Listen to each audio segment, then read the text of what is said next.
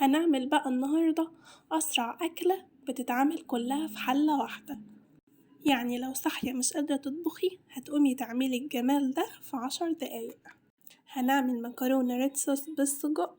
تعالوا بقى نشوف هنجهزها ازاي.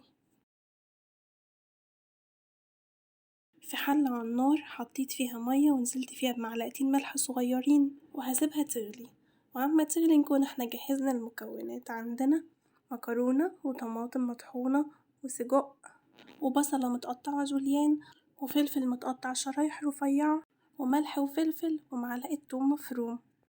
هنا خلاص المية كانت غليت معايا، هننزل بالمكرونة. المكرونة دي بدقيق السمولينا بتاخد من 7 ل8 دقايق بس تسوية. هي هنا كده خلاص كانت استوت معايا، هنصفيها بدون ما نشطفها. ونزلت بقى في الحلة بالسجق من غير اي زيت خالص، لان السجق مليان دهون هينزل معانا كده الدهون بتاعته، فمش محتاجين اي زيت ولا زبدة ولا اي حاجة من دي. زي ما انتوا شايفين كده الحلة بقت مليانة زيت من غير ما احط اي حاجة. نزلنا بالبصل وبعدين نزلنا بالفلفل ومعلقة التوم، ونزلنا بالبهارات ملح وفلفل ورشة سكر عشان تعادل الحموضة بتاعة الطماطم، ونسيبها تاخد غلوة مش كتير، يعني بالكتير 10 دقايق. هنا بقى كده خلاص كانت اتسبكت معايا والسجق استوى تماما. نزلت بالمكرونة وهديها تقليبة، وكده خلاص المكرونة بالسجق بتاعتنا خلصت.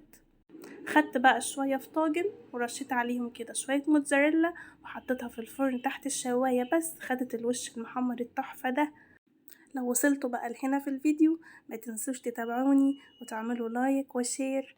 طعمها حلو جدا ومخدتش وقت خالص، وكمان في حلة واحدة، يعني مش هتغسلي مواعين ومش هتتعبي.